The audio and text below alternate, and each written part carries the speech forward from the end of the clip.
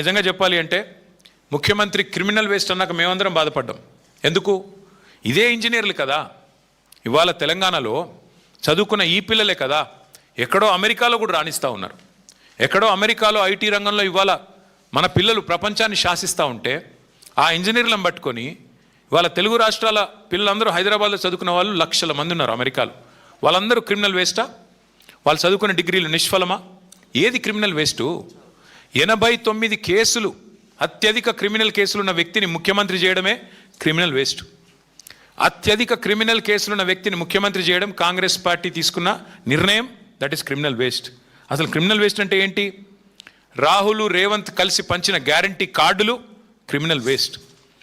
రాహుల్ గాంధీ రేవంత్ రెడ్డి కలిసి ప్రకటించిన 13 డిక్లరేషన్లు that is criminal waste.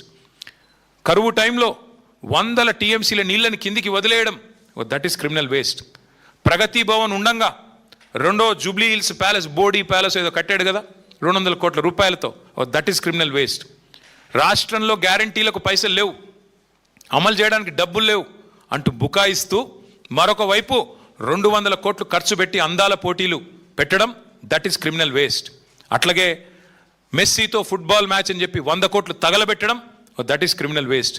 కేవలం ఇవాళ బీఆర్ఎస్ నేతలను తిట్టడానికి, మా నాయకుడు కేసీఆర్ గారిని తిట్టడానికి మాత్రమే ప్రజల డబ్బుతో బహిరంగ సభలు పెట్టడం క్రిమినల్ వేస్ట్.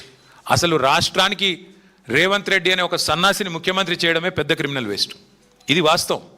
ఇవన్నీ పక్కకు పెట్టి వాళ్ళ రాహుల్ గాంధీ గారు ఏదేదో మాట్లాడుతున్నాడు. నేను అడుగుతా ఉన్న, ఇంజనీర్లను ఇన్సల్ట్ చేసే అధికారం నీకు ఎక్కడిది?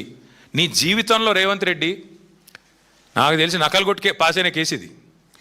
ఏం చదివిండో కూడా డౌటే నాకు. చదివిండా లేదా సప్లిమెంటరీ పరీక్ష పాస్ అయ్యిందా నాకైతే డౌటే. ఎందుకంటే ఆయనకి సప్లిమెంటరీ పరీక్షలు పాస్ కావడం కూడా ఆయనకు కొత్త ఏం కాదు. అసెంబ్లీలో ఓడిపోయాడు, 3 నెలల తర్వాత వచ్చిన పార్లమెంట్లో సప్లిమెంటరీలో పొరపాటున గెలిచాడు. ఏం చదువుకున్నాడో ఎవరికి తెలియదు. ఆయన ఇవాళ మాట్లాడుతున్నాడు చదువుకున్న వాళ్ళ గురించి. ఏం మాట్లాడతాడు? ఆయనకంట తెల్ల కాగితం మీద అంట పిల్లలకి రాయడం రాదంట. నేను అడుగుతున్నా రేవంత్ రెడ్డి గారు, నువ్వు నింపగలుగుతావా నీ ఎలక్షన్ ఫారం అఫిడవిట్? ఏ ఛాలెంజ్ కంటే ఆ ఛాలెంజ్కి నేను రెడీ. నీ ఎలక్షన్ అఫిడవిట్ నింపరా అయ్యా, నువ్వు చూస్తాను నీకేం చదవచ్చో ఏమొచ్చో నేను కూడా చూస్తాను. పెద్ద మాటలు మాట్లాడుతున్నాడు. జీవితంలో ఒక పోటీ పరీక్ష రాసినావా? ఒక్క పోటీ పరీక్ష ఏదన్నా కాంపిటేటివ్ ఎగ్జామ్ పొరపాటున ఎప్పుడన్నా జీవితంలో ఒక ఇంటర్వ్యూకి అటెండ్ అయినావా? ఏం తెలుసు నీకు పిల్లల గురించి? మేము కష్టపడి చదువుకున్నా. నేను కూడా జీమాట్ రాసిన, జిఆర్ఈ రాసిన, జవహర్లాల్ నెహ్రూ యూనివర్సిటీ ఎంట్రన్స్ రాసిన, ఆల్ ఇండియా ఎంట్రన్స్లో సీటు సంపాదించి పూనాలో పోయి చదువుకున్నా, అమెరికాలో పోయి చదువుకున్నా. ఎంతసేపు ఏడుపులు తప్ప వేరే వాళ్ళ మీద. ఒక్క ఇంటర్వ్యూ అటెండ్ అయిన ముఖమా నీది? ఒక పోటీ పరీక్ష రాసిన ముఖమా? పోనీ ఒక అప్లికేషన్ రాసే తెలివి ఉందా? నకలు కొట్టి పాస్ అయినవి గోడల మీద సున్నలు వేసుకుని బతికినోడివి. నీకే ఇంత ఉంటే మరి పిల్లలకి ఎంత ఉండాలా?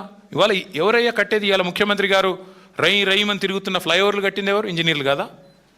హైదరాబాద్లో 42 ఫ్లైఓవర్లు కట్టింది ఎవరు? ముఖ్యమంత్రి కూర్చుంటున్న సచివాలయ భవనం కట్టింది ఎవరు? తెలంగాణ ఇంజనీర్లు కదా. ఇవాళ మీరు కదా ఇప్పుడు ఈ నిమిషం మనం మాట్లాడుతున్న ఈ నిమిషంలో ఎల్లంపల్లి నుంచి పైకి రివర్స్ పంపింగ్ ద్వారా ఇవాళ నీళ్లు లిఫ్ట్ చేస్తూ ఉన్నాం ఎస్ఆర్ఎస్పికి. ఎవరు చేసింది అది? ఇంజనీర్లు కదా. ఏం మాట్లాడుతున్నాడు ముఖ్యమంత్రి? మీ వెనకాలే ఉంది ఇక్కడ మీరు కూర్చునే కమాండ్ కంట్రోల్ సెంటర్ కట్టింది ఇంజనీర్లు కదా. అందుకే నేను అంటున్నా, ఈ మూర్ఖపు మాటలు ఎన్ని కట్టిన ఇంజనీర్లకి నాకు రేవంత్ రెడ్డి గారికి నేను చెప్పేది ఒకటే, ఈ ఇంజనీరింగ్ విద్యార్థులు కట్టడాలు తెలుసు, మీకు సమాధి కట్టడం కూడా తెలుసు. మీ పార్టీకి, మీ అంటే ఆయనకి కాదు, మళ్ళీ మీరు వేరే అనుకున్నారు. మీ పార్టీకి సమాధి కట్టడం కూడా ఆ పిల్లలే తప్పకుండా చేసి చూపెడతారు. నేను ఇవాళ గడ్డం వేణు తరపున, ఇవాళ రాష్ట్రంలో నిరుద్యోగుల తరపున స్పష్టంగా రాహుల్ గాంధీని రేవంత్ రెడ్డిని అడుగుతా ఉన్నా, సమాధానం చెప్పు.